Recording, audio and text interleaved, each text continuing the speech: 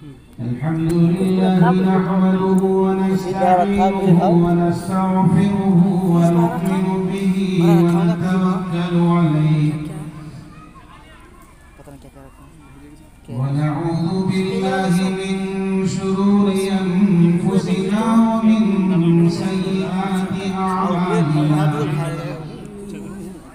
من يهده الله فلا مضل له ومن يضلل فلا هادي له ونشهد أن لا إله إلا الله وحده لا شريك له ونشهد أن سيدنا وسندنا وحبيبنا وشفيعنا ونبينا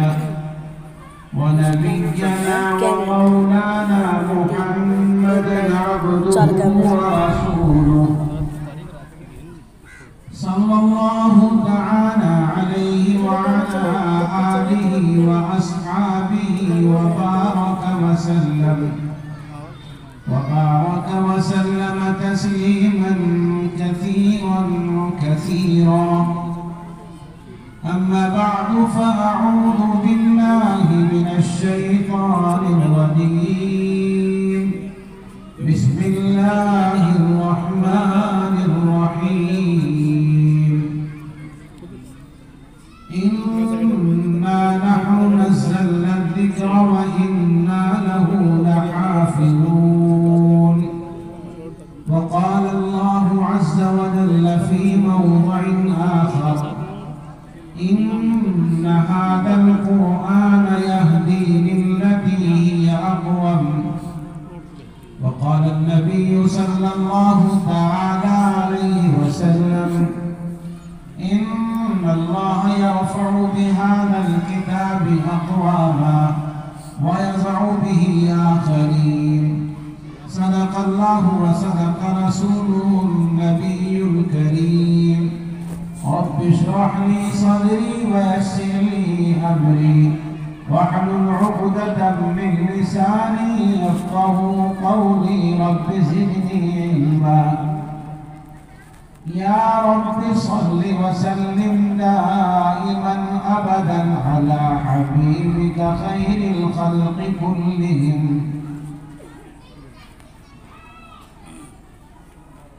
حضرات علماء کرام بزرگوں اور دینی بھائیوں اور پیارے بچوں اور بچیوں اور پردہ نشین ماں اور بہنوں، آپ کے اس مدرسے کا یہ عظیم الشان سالانہ جلسہ، جس جلسے کے توسط سے آپ دین کی باتیں سن رہے ہیں اور ذمہ داران مدرسہ جو ماشاءاللہ دو پرانے بزرگ، انہوں نے آپ کی روح کو سیراب کرنے کے لیے مختلف علماء، شعراء اور نعت خوانوں کو مدعو کیا ہے۔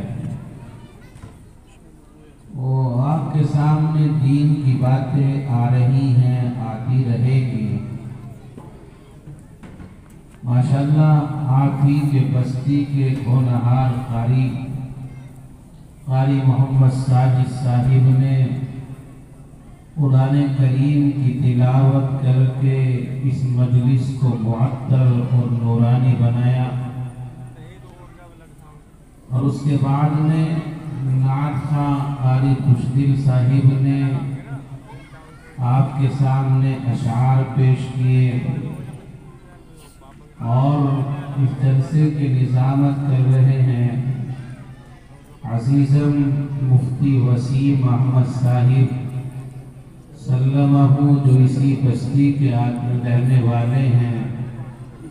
ماشاءاللہ نعت خواں بھی اچھے ہیں، ناظم بھی اچھے ہیں، مقرر بھی اچھے ہیں۔ بہرحال مختلف باتیں آپ کے سامنے آئی اور آئیں گی۔ میں جس مضمون کو آپ کے سامنے بیان کرنا چاہتا ہوں اس کی خاص وجہ اور اس کا خاص سبب ہے۔ آپ حضرات دیکھ رہے ہیں اس لیے کہ سوشل میڈیا کا دور دورہ ہے اور کسی کی تیل سوکھے نہ سوکھے موبائل پہلے ہاتھ میں آ جاتا ہے اور سب موبائل دیکھ رہے ہیں، چلا رہے ہیں، اور اس کے واسطے سے یہ بات مسلمانوں تک پہنچ رہی ہے کہ ایک بدبخت قرآن کریم پر بھونک رہا ہے، قرآن کریم کے تعلق سے بیہودہ الفاظ بک رہا ہے۔ تو اس مناسبت سے اور اس وجہ سے میں نے اس وقت میں اس موضوع کا انتخاب کیا اور قرآن کریم کی صداقت، حقانیت اور اٹل محنت کا میں قرآن و احادیث کی روشنی میں اس بات کو واضح کر کے ایک پیغام امت مسلمہ کے نام پیش کرنا چاہتا ہوں۔ میں نے آپ کے سامنے قرآن کریم کی ایک آیت، دوسری آیت کا ایک حصہ اور تاجدار مدینہ صلی اللہ علیہ وسلم کی زبان سے نکلا ہوا ایک مبارک جملہ، ایک حدیث آپ کے سامنے پیش کی ہے۔ آیت کریمہ میں حق جل وعلا نے ارشاد فرمایا کہ ہم نے ذکر کو اتارا ہے، ہم نے قرآن کو نازل کیا ہے اور ہم ہی اس کی حفاظت کریں گے۔ دوسرے قرآن کی آیت کے حصے میں اللہ نے فرمایا یقیناً قرآن واضح راستہ دکھاتا ہے، سیدھا راستہ دکھاتا ہے۔ تاجدار مدینہ صلی اللہ علیہ وسلم کا جو فرمان میں نے آپ کی خدمت میں پیش کیا اس کے اندر ہم سب کے آقا و مولا جناب محمد رسول اللہ صلی اللہ علیہ وسلم نے فرمایا کہ یقیناً اللہ اس کتاب کے ذریعے ایک قوم کو رفعتوں سے نوازتا ہے، بلندیوں پر پہنچاتا ہے، عزتوں کے درجات دلاتا ہے، اور یہ قرآن اور اس کتاب کے ذریعے اللہ دوسری قوموں کو ذلیل کر دیتا ہے، رسوا کر دیتا ہے۔ اللہ تبارک و تعالیٰ کا یہ مقدس کلام جو اللہ کا آخری پیغام ہے، اللہ کی آخری کتاب ہے، جو انسانیت کی فلاح کے لیے، انسانیت کی کامیابی اور کامرانی کے لیے اللہ تعالیٰ نے اس روئے زمین پر نازل فرمائی ہے۔ اللہ عز و جل نے اس قرآن مقدس سے پہلے بھی آسمانی پیغام اس دنیا کے اندر بھیجے، اور قرآن کے علاوہ 3 بڑی کتابیں اور مختلف صحیفے اللہ نے اس دنیا کے اندر اپنے چنندہ اور منتخب افراد کو عطا کیے، تاکہ وہ منتخب افراد جنہیں ہم نبی اور رسول کے نام سے جانتے ہیں، وہ ان کتابوں کو سامنے رکھ کر، ان صحیفوں کو سامنے رکھ کر اپنی اپنی قوموں کو کامیابی کا ہنر بتا سکیں، کامیابی کے ساتھ جینے کا سلیقہ سکھا سکیں۔ چنانچہ ہر نبی نے، ہر پیغمبر نے اپنے اس فرض منصبی کو ادا کیا اور اپنی قوم کے سامنے کامیابی کا راستہ پیش کیا، اپنے ماننے والوں کو بتلایا، اپنی قوم کو بتلایا کہ اس راستے پر چلو گے تو جنت ملے گی، اس راستے پر چلو گے تو جہنم میں جانا ہوگا، یہ راستہ اللہ کی رضا کا ہے، وہ راستہ اللہ کی ناراضگی کا ہے۔ یہ انبیاء و رسول دنیا کے اندر آئے، اپنی اپنی قوموں کو سمجھاتے رہے، ضرورت پڑی صحیفہ پیش کیا، ضرورت پڑی تو آسمانی پیغام پیش کیا، ضرورت پڑی تو اپنا معجزہ دکھا کر جو اللہ تبارک و تعالی ہر نبی کو عطا کرتا تھا، اور عادت کے خلاف ان سے کچھ کام ایسے کروایا کرتا تھا جسے معجزہ کہا جاتا ہے۔ اللہ تبارک و تعالی نے ہر نبی کو معجزہ دیا۔ قرآن کریم میں اللہ پاک نے فرمایا وَلَقَدْ جَاءَتْ رُسُلُنَا بِالْبَيِّنَاتِ، ہمارے رسول نشانیوں کے ساتھ آئے ہیں، ہمارے رسول معجزات کے ساتھ آئے ہیں۔ اللہ تبارک و تعالی نے حضرت موسیٰ علیہ السلام کو بڑا معجزہ عصائے موسوی کا دیا، ہاتھ میں وہ لاٹھی تھی، زمین پر گرتی تھی تو اشتہا بن جایا کرتی تھی۔ اللہ پاک نے حضرت موسیٰ کو ید بیضا کا معجزہ عطا فرمایا، ہاتھ باہر ہے تو عام ہاتھوں کی طرح ہے، اپنے بغل میں دباتے باہر نکالتے، وہ منور ہو کر کے نکلتا تھا، روشن ہو کر کے ظاہر ہوتا تھا۔ حضرت عیسیٰ علیہ السلام کو اللہ پاک نے احیاء موتیٰ کا معجزہ خاص عطا فرمایا، اور مختلف نبیوں کو مختلف معجزات اللہ پاک نے عطا فرمائے۔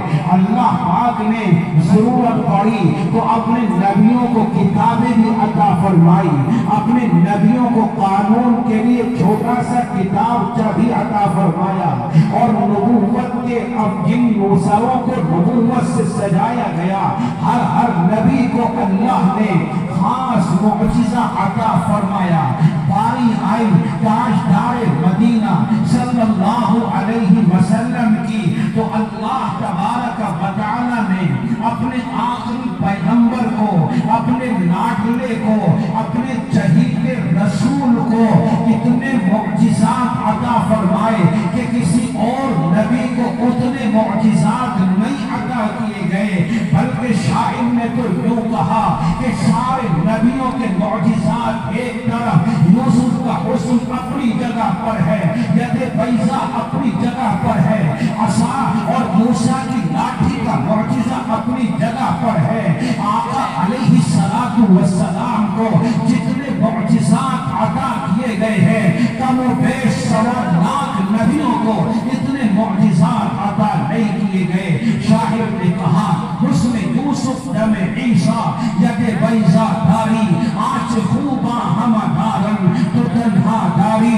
جتنے معجزات سارے انبیاء کو دیے گئے، وہ تمام کے تمام معجزات اور اس سے بھی زیادہ معجزات آقا مدنی کو عطا کیے گئے۔ ضرورت پڑی تو اللہ پاک نے شق القمر کا معجزہ عطا فرمایا۔ آقا علیہ السلام نے چاند کی طرف اپنی انگلی سے اشارہ کیا، چاند کے 2 ٹکڑے ہو گئے۔ ضرورت پڑی تو آقا کے لیے کنکریوں سے کلمہ پڑھوا دیا، ضرورت پڑی تو آقا علیہ السلام کے لیے درخت چل کر کے آئے، آپ کے اوپر سایہ فگن ہو گئے، آپ کو سورج کی حرارت سے بچانے کے لیے اپنی جگہ سے ہل کر کے آئے، چل کر کے آئے، آقا کے اوپر سایہ کرنے کے لیے اپنے آپ کو آگے بڑھایا اور اس کو اپنی سعادت مندی تصور کیا۔ اللہ کے پیغمبر علیہ السلام کو جب ضرورت پڑی تو اور بھی معجزات عطا فرمائے گئے۔ اللہ تبارک و تعالی نے تو سب سے بڑا معجزہ آقا مدنی کو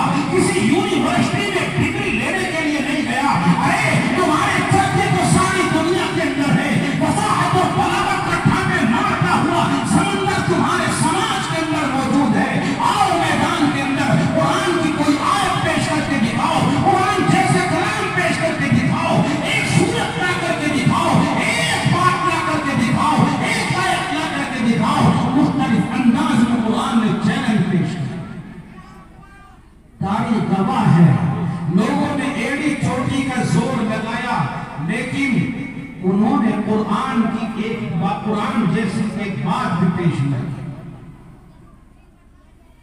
قرآن کریم دنیا کے اندر اتر رہا تھا اور کفار و مشرکین کے زمین کو جھنجھوڑ رہا تھا کہ یا تو اس کو رب کا کلام مان لو، اگر رب کا کلام ماننے کے لیے تیار نہیں ہو تو پھر میدان میں آ کر محمد کے چیلنج کو قبول کرو. لیکن تاریخ بتاتی ہے کہ انہوں نے ایک بھی بات قرآن جیسی پیش نہیں کی. لوگوں نے بڑا سرمایہ خرچ کیا، بڑی طاقت اس کے اندر کھپائی، لیکن اپنے ارادے میں ناکام ثابت ہوئے. تاجدار مدینہ صلی اللہ علیہ وسلم دنیا سے چلے گئے. آج بھی ایک ادنا سا ایمان والا کھڑے ہو کر ساری دنیا کو للکار سکتا ہے، ساری دنیا کو چیلنج کر سکتا ہے، تحدی پیش کر سکتا ہے کہ یہ میری مذہبی کتاب ہے، اس کو رب کا قانون مان لو، رب کا دستور مان لو، رب کا کلام مان لو، رب کا پیغام مان لو، رب کا نازل کرتا تحفہ ہدایت مان لو. اگر نہیں مانتے ہو تو ایک ادنا سا ایمان والا بھی کہہ سکتا ہے پھر آؤ میدان میں اس جیسا کلام پیش کرتے ہیں. قرآن آقا علیہ السلام دنیا میں تشریف فرما تھے، آپ کا معجزہ تھا. آج بھی آپ کا جیتا جاگتا معجزہ موجود ہے. آپ پر فرماتے قرآن آپ کا معجزہ موجود ہے. میرے بھائیوں، اللہ تبارک و تعالیٰ نے اس آسمانی پیغام سے پہلے مختلف پیغامات اتارے اور مختلف کتابیں اللہ نے اتاری، لیکن اس قرآن کو اتارنے کے بعد چونکہ اس قرآن کو باقی رکھنا تھا قیامت تک، پہلی کتابوں کی طرح نہیں کہ وہ کتابیں دنیا میں آئی ایک خاص علاقے کے لیے آئی، خاص قوم کے لیے آئی، خاص دور کے لیے آئی تھی.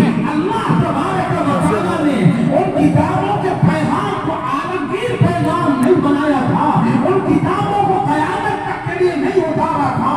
ان کتابوں کو دنیا میں آنے کے بعد ایک وقت میں ان کے پیغام کو ختم ہونا تھا اور وہ جو سکہ تورات کا چل رہا تھا اسے بند کرنا تھا. قرآن اتارا گیا. قرآن کا سکہ ختم ہونے والا نہیں ہے، یہ قیامت تک باقی رہنے والی کتاب ہے اور باقی رکھنے کے لیے اللہ نے دنیا کے اندر اس قرآن کو اتارا، اس کتاب کو اتارا، اس کلام کو اتارا. اس لیے پہلی کتابوں کے ساتھ اللہ کا جو انداز تھا، اس کتاب کے ساتھ جو انداز ہے وہ دونوں جڑا ڈالا ہے.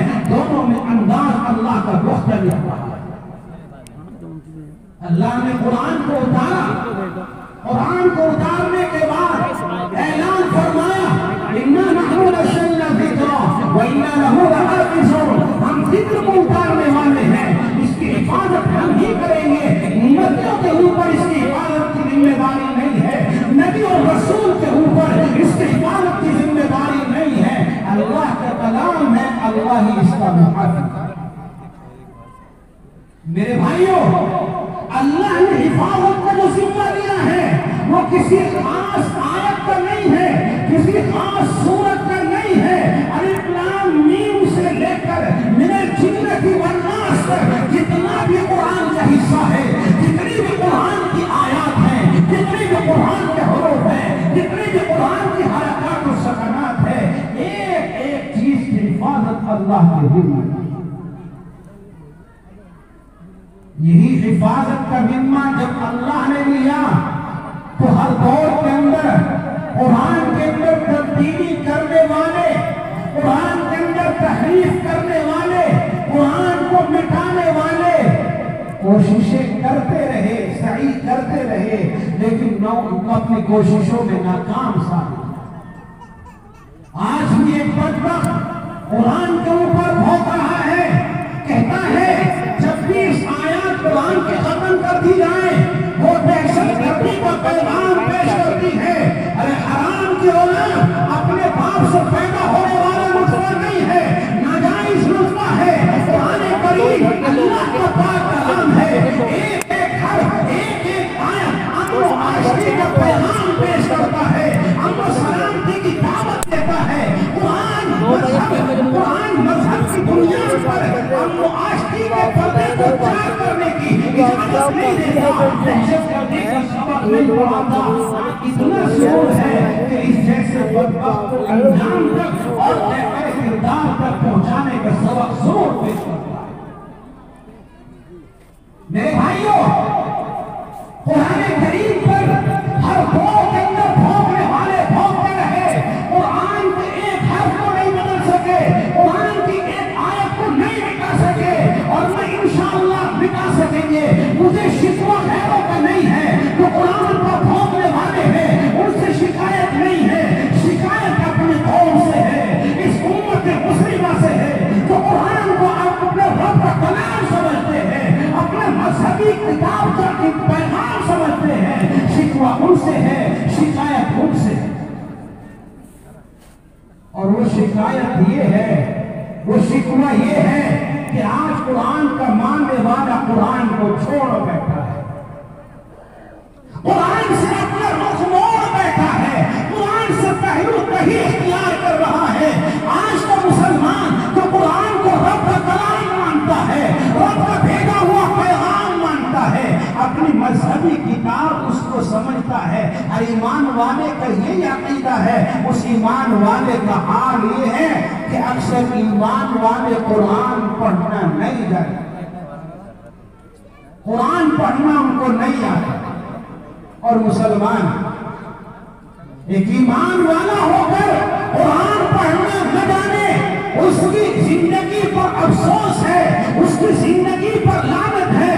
یہ رب کا کلام اس لیے نہیں آیا تھا کہ داڑھی ٹوپی والوں کے لیے آیا تھا، یہ مدرسوں کے لیے آیا تھا، یہ علماء کے لیے آیا تھا، یہ حفاظ کے لیے آیا تھا، نہیں نہیں، ہر انسان کے لیے اللہ کا یہ کلام آیا تھا، تاکہ ہر انسان اس قرآن سے وابستہ ہو کر اپنی ذلت کو ختم کر لے، اپنی رسوائی والی زندگی سے اپنے آپ کو باہر کر لے، ذلت و پستی سے اپنے آپ کو عزت والی زندگی میں داخل کر لے، رفعتوں پر فائز کر لے۔ اللہ نے قرآن اس لیے اتارا، جن لوگوں نے قرآن کے نازل ہونے کے مقصد کو سمجھا، تاریخ بتاتی ہے کہ اللہ نے انہیں بلندیوں سے نوازا، اللہ نے انہیں رفعتوں سے نوازا۔ حضرات صحابہ کرام رضوان اللہ علیہم اجمعین، جو اللہ کے نبی صلی اللہ علیہ وسلم کے صحابہ ہیں، اللہ کے نبی صلی اللہ علیہ وسلم کے ساتھی ہیں، ساری دنیا کے اندر جو ان کا دبدبہ قائم ہوا، ان کا رعب قائم ہوا، وہ طاقت کے بل پر نہیں، مضبوط پارٹی کے بنیاد پر نہیں، سرمایہ کی بنیاد پر نہیں، اسلحہ اور ہتھیاروں کے بل پر نہیں، بلکہ قرآن کے پیغام پر انہوں نے عمل کیا، قرآن کے نازل ہونے کے مقصد کو انہوں نے سمجھا، اور اسی قرآن کو لے کر میدان میں نکلے۔ اللہ تبارک و تعالیٰ نے ان کے قدموں میں عزتوں کے تاج ڈالے۔ تھوڑے سے مسلمان جانتے ہیں، ایمان والے جانتے ہیں، 313 بدر کے میدان میں پہنچے، مقابلے پر 1000 ہیں، اسلحہ ان کے پاس ہے، سواری ان کے پاس ہے، جنگ کے آلات ان کے پاس ہے۔ یہ 313 بیچارے جن کے گھروں میں کھانے کو نہیں ہے، چلنے کے لیے سواریاں نہیں ہیں، لڑنے کے لیے ہتھیار نہیں ہیں، مگر قرآن کو سینے سے چمٹا کر میدان کے اندر اترے، کفار کے مقابلے میں آئے، اور کفار دم دبا کر کے بھاگنے پر مجبور ہوئے، قتل کیے گئے، اور اپنا سامان کے وہاں سے بھاگے، اور اپنی غربت انہوں نے کروائی۔ ہر میدان کے اندر آپ کو یہی نظر آئے گا، تعداد میں کم تھے، اسلحہ کم تھا، طاقت کم تھی، مگر پھر بھی اللہ تبارک و تعالیٰ نے انہیں بلندیوں سے نوازا، انہیں رفعتوں سے نوازا۔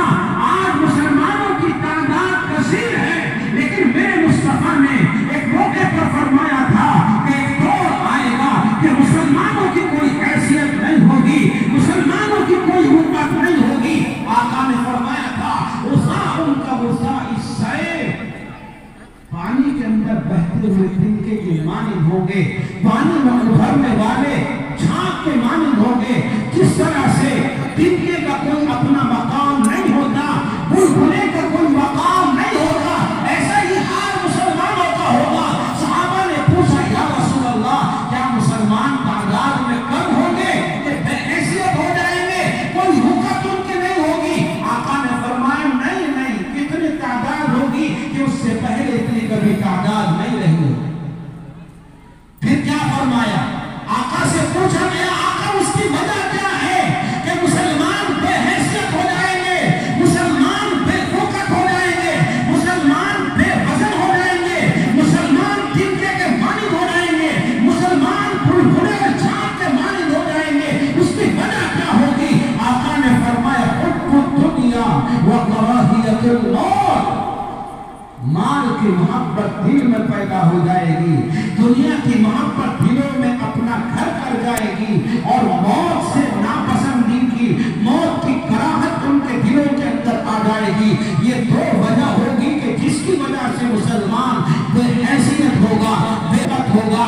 मेरे भाइयों, आज हमने सिर्फ एक आदमी अपने ईमान में झांक करके देखे, आज सारी दुनिया के अंदर अगर कोई बेवकूफ को नजर आती है, कोई बेहैसियत को नजर आती है, तो मुस्लिम समाज है और मुस्लिम कौम है जो आता है, समझता है हम तो मिटा देंगे, हम तो काट डालेंगे, हम तो मार डालेंगे। मुसलमानों का कोई वजन नहीं दुनिया के अंदर है। सारी दुनिया के अंदर मुसलमान आज अपनी इज्जत को नीलाम कर रहा है, इज्जत की सौदाबाजी के अंदर लगा हुआ है। ये दो वजूहात उसकी मेरे मुस्तफा ने फरमाई थी। दुनिया की मोहब्बत, माल मेरे पास आ जाए, हलाल तरीके से आए, हराम तरीके से आए, कम तोड़ करके आए, कम नाप करके आए, लोग के जरिए से आए, सूद के जरिए से आए, किसी के साथ धोखा करके आए, किसी के साथ पैर करके आए, किसी के घर में ढाका डाल के आए, किसी के खेत में ढाका डाल के आए, मुझे माल मिल जाए, मुझे दौलत मिल जाए, मेरे पास दुनिया आ जाए। दुनिया की मोहब्बत दिल में पैदा हुई, अल्लाह ने हमें बेहैसियत बना दिया। आज हमारे दिलों में मौत के ताल्लुक से कराहत पैदा हुई। हुब्बुद दुनिया व कराहियतुल मौत, मौत को हम नापसंद करने लगे। वैसे तो हर एक आदमी जानता है मौत से बचने वाला कोई नहीं है, मौत से छुटकारा किसी को नहीं है, मौत से राह फरार किसी के लिए नहीं है, मगर दीन के नाम पर अपनी जान जाए, दीन की इशाअत में अपनी जान जाए, दीन की हिफाजत में अपनी जान जाए, इसके लिए कोई तैयार नहीं है। एक्सीडेंट में हादसे के शिकार होकर लोग मर रहे हैं, अटैक से लोग मर रहे हैं, बिस्तर एरिया रगड़ कर लोग मर रहे हैं, कैंसर के शिकार होकर मर रहे हैं। मौत से किसी को बचना तो है नहीं, लेकिन आज हमारा रुख जिंदगियों का अलग हो गया है, रुख तब्दील हो गया है। अल्लाह की अमानत थी, दीन की हिफाजत के लिए, दीन की इशाअत के लिए, दीन पर आंच आए तो अपनी जानों को कुर्बान करना था, अपनी जानों को नजराना पेश करना था, बातिल की बोल की बंद करनी थी, उसके जबड़े को बाहर फेंकना था। आज हमारी जिंदगियों का रुख तब्दील हुआ, मर तो रहे हैं लेकिन बेकार जिंदगी, बेकार मौत कर रहे हैं। मेरे भाइयों, जो चाहता है इस्लाम पर मौत देता है, जो चाहता है आका अलैहिस्सलातु वस्सलाम के ऊपर मौत देता है, ज़बान दराज़ी कर देता है। और मुसलमानों का हाल क्या है?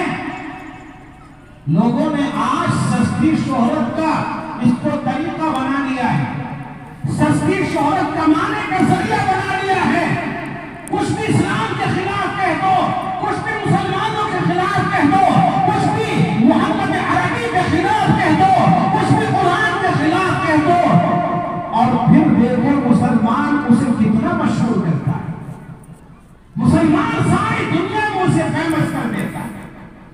व्हाट्सएप से इधर मुंतकिल करेगा, उधर से उधर मुंतकिल करेगा, चर्चे तमसीरे, बस ही अरे कोई इलाज है? अरे अल्लाह ने ताकत दी है, अल्लाह ने कुव्वत दी है, अल्लाह ने अगर तुम्हें हिम्मत दी है तो उसकी ज़बान को खींच निकालो,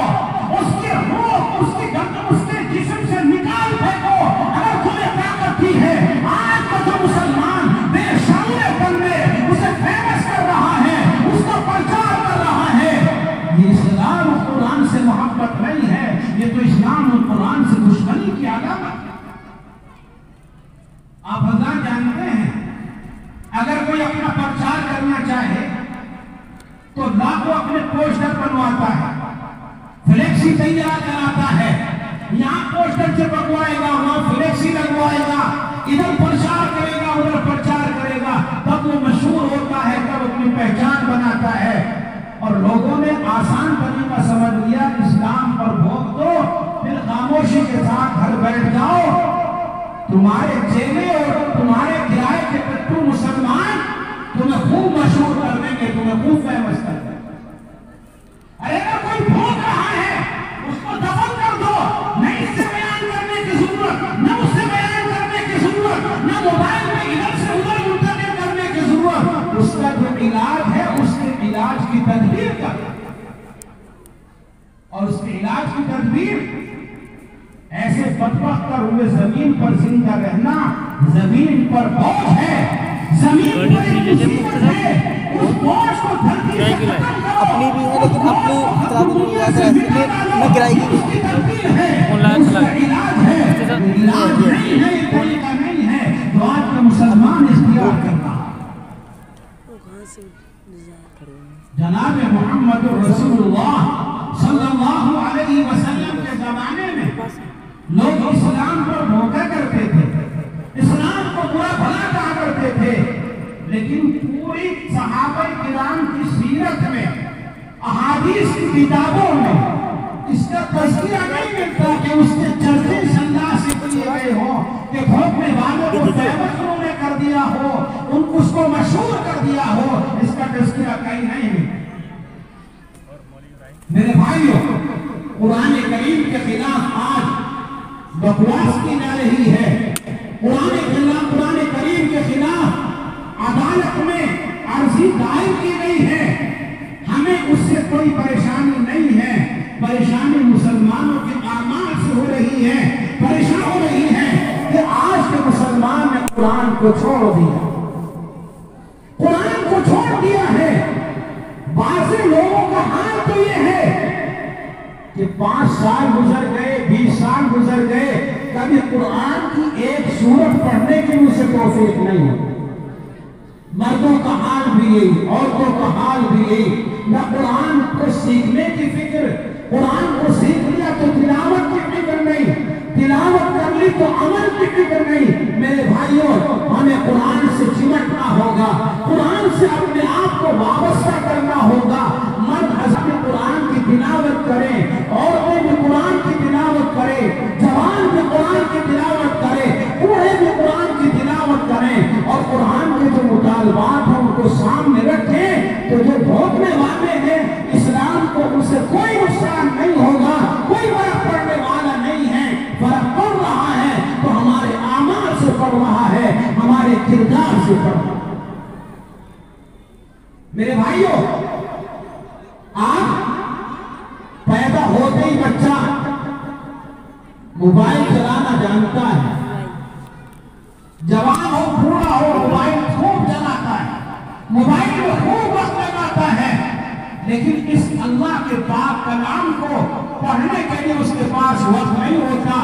जबकि ऐसी किताब है, इसको पढ़ना भी सवाब है, सुनना भी सवाब है, सीखना भी सवाब है, सिखाना भी सवाब है, अमल करना भी सवाब है, और तो और इसको देखना भी सवाब है, इसको देखना भी सवाब है। आप हज़रात ने वाक़या सुना होगा, एक आदमी कुरान को पढ़ना नहीं जानता था, और ऐसे वक्त में उसे शऊर आया, ऐसे वक्त में उसके जज्बात उमड़े कि अब वो सीख नहीं सकता था। एक जमाना होता है, वो सीखने का वक्त होता है, फिर एक दौर ऐसा भी आता है, आदमी कहना कुछ चाहता, जबान से निकलता कुछ है, मगर उसे शौक पैदा हुआ, वो अल्लाह के पाक कलाम को लेकर के बैठता, उसे खोलता और उसकी आयात पर, उसकी सतहों पर अपनी उंगलियों को फेरता और यूं कहता जाता था अपनी जबान से कि मेरे अल्लाह के ये कलाम, ये आयत सच्ची है, ये आयत पर हक है, ये कलाम सच्चा है, ये बात भी सच्ची है। बस इस तरह से कुरान के हुरूफ पर अपनी उंगली फेरता था और उसकी हक़ानियत का ऐलान करता था। अल्लाह तबारक व तआला ने